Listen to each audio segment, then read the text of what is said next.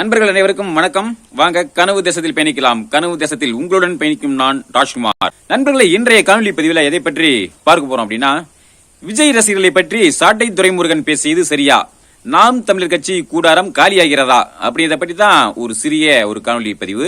சரி, வாங்க காணொலிக்குள்ள போலாம். அதற்கு முன்ன கடந்த ஒரு வார காலமா எனது விவசாய தோட்டத்தில் விவசாய பணிகள் நடந்துட்டு இருந்தது. ஏற்கனவே நான் பதிவு பண்ணியிருந்தேன். இப்போ பார்த்தீங்கன்னா மாட்டு கரை ஓட்டி அதுக்கப்புறம் பாரு போட்டு இந்த எல்லா வேலையும் ஓரளவுக்கு ஒரு வாரமா அந்த வேலையெல்லாம் முடிச்சிட்டேன்.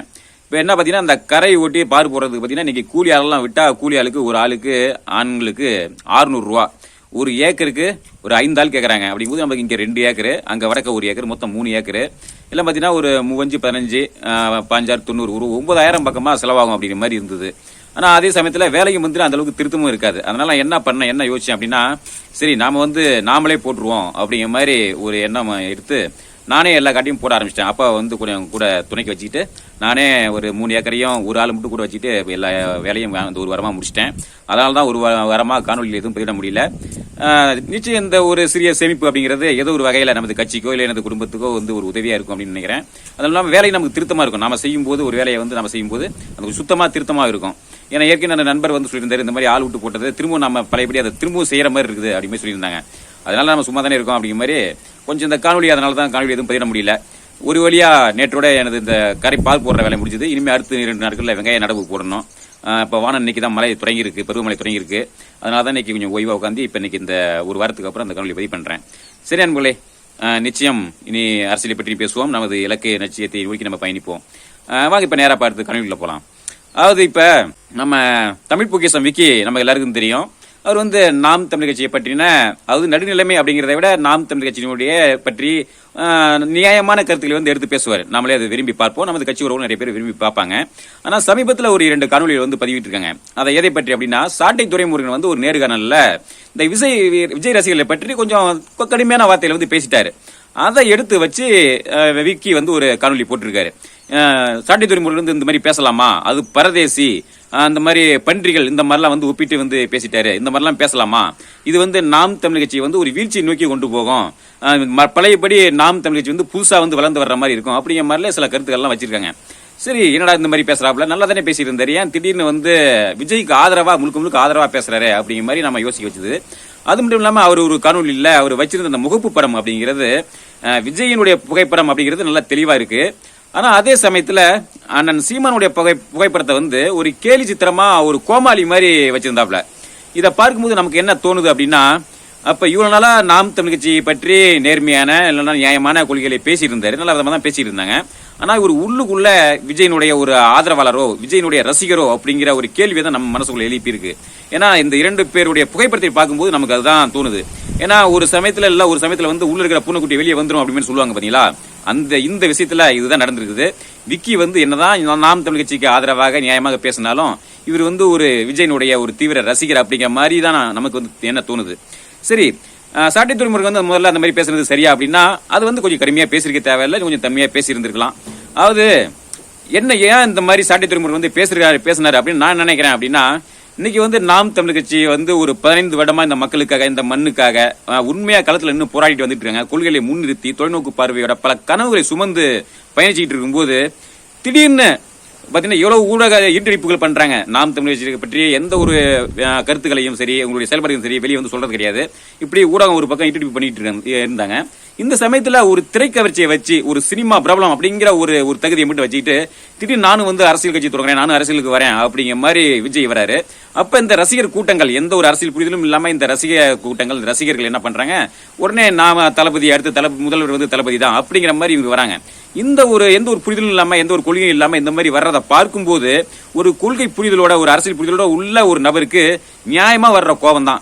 சாட்டை துரைமுருகன் பேசி இந்த வார்த்தை அப்படிங்கிறது கடுமையா இருந்தாலும் அந்த அவருடைய கோபம் அப்படிங்கிறது நியாயமான கோபம் தான். இந்த கோபம் எனக்கே கூட இருந்தது. என்னடா இவ்வளவு கூமட்டைகள், அண்ணன் சீமன் அவர் சொன்ன மாதிரி தான், என்னடா இப்படி கூமட்டைகளா இருக்காங்களே அப்படிங்கிற மாதிரி. அதாவது அந்த விஜய் ரசிகர்களை பற்றி நம்ம சொல்றதும் ஒன்றும் தப்பு இல்லை. ஏன்னா அவங்களுடைய வளர்ப்பு, அவங்க வளர்ந்த விதம் அப்படி. வெறும் எந்த ஒரு கொள்கை புரிதலும் இல்லாம அந்த திரைக்கவர்ச்சியை மட்டும் நம்பி ஒரு நடிகன் படத்தில் நடிச்சிட்டாங்க அப்படிங்கிற மாதிரி அதை மட்டும் நம்பி அவங்க பின்னால பயணிக்கிறாங்க. இதை ஏன் அவங்க மனத்தை நான் எப்படி உணர்றேன் அப்படின்னா, நானும் ஏற்கனவே ஒரு நடிகனுடைய தீவிர ரசிகனா இருந்து வந்தவன் தான் விஜயகாந்த் அவர்களுடைய தீவிர ரசிகனாக இருந்து அவர் அரசியல் வந்த உடனே அப்ப எப்படியாவது விஜயகாந்த் வந்து முதலமைச்சர் ஆயிடணும், எப்படியாவது ஆயிடணும் அப்படிங்கிற மாதிரி அன்னைக்கு நான் ஒரு மனநிலையில் இருந்தேன். அப்ப நான் என்ன ஒரு மனநிலையில் இருந்தேனோ அதே தான் இன்னைக்கு விஜய் அவர்களும் இருந்துகிட்டு இருக்காங்க. நான் வந்து விஜயகாந்த் ஆதரிச்சேன் அப்படின்னா அதுக்கு சில நியாயமான காரணங்கள் இருந்தது. விஜயகாந்த் வந்து நிறைய மக்களுக்கு வந்து பல லட்சக்கணக்கான உதவிகளை செஞ்சிருந்தாங்க. அதாவது விஜய் வந்து இப்பதான் 2 வருஷமா மாணவர்களுக்கு வந்து உதவித்தொகை, அந்த முதலிடம் பெற்ற மாணவர்களுக்கு உதவித்தொகை அப்படிங்கிறது இப்பதான் வந்து செஞ்சிட்டு இருக்காரு. ஆனா விஜயகாந்த் அவர்கள் வந்து பல வருடங்களா லட்சக்கணக்கான ரூபாய்கள் வந்து எந்த ஒரு இடராக இருந்தாலும் சரி, இயற்கை பேரிடராக இருந்தாலும் சரி, விஜயகாந்த் அவர்கள் வந்து முன் வந்து நிறைய பல லட்சக்கணக்கில் வந்து செஞ்சுட்டு இருந்தாங்க. அது மட்டும் இல்லாம நடிகர் சங்க கடனை வந்து அவர் அடிச்சாரு. அப்ப இப்படி ஒரு ஆளுமை திறன் மிக்கவர் வந்து இவரு முதலமைச்சரா வரணும் அப்படிங்கிற ஒரு நியாயமான ஒரு நிலைப்பாடு இருந்தது. ஆனா விஜய்கிட்ட அந்த மாதிரி ஒண்ணுமே கிடையாது. முழுக்க முழுக்க ஒரு சுயநல அரசியல் அப்படிங்கிறது நமக்கு தெளிவா தெரியுது. அப்படிங்கும்போது இவரை நம்பி அந்த ரசிக கூட்டங்கள் வந்து இருக்காங்களே, இவர் வந்து முதலமைச்சரா வந்த தமிழர் நல்லது நடக்கும் அப்படிங்கிற மாதிரி ஒரு கண்மூடித்தனமா இருக்காங்களே அப்படிங்கிற மாதிரி ஒரு ஆதங்கம், ஒரு கோபம் அப்படிங்கிறது இயல்பா வரதான் செய்யும்.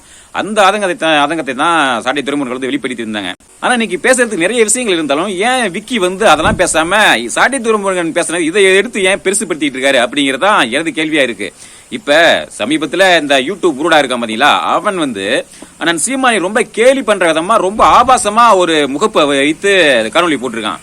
அப்ப அதெல்லாம் வந்து ஏன் விக்கி வந்து எடுத்து பேசல? எவ்வளவோ யூடியூப் சேனல், அதாவது திராவிடத்திற்கு ஆதரவான யூடியூப் சேனல்ல அண்ணன் சீமான் அவர்களை வந்து ரொம்ப கேலியா, ரொம்ப நக்கல் பண்ற விதமா, ரொம்ப ஆபாசமா வந்து தம்ப்நெயில் வச்சு அந்த முகப்பு படம் வச்சு காணொலி எல்லாம் போட்டுட்டு இருக்காங்க.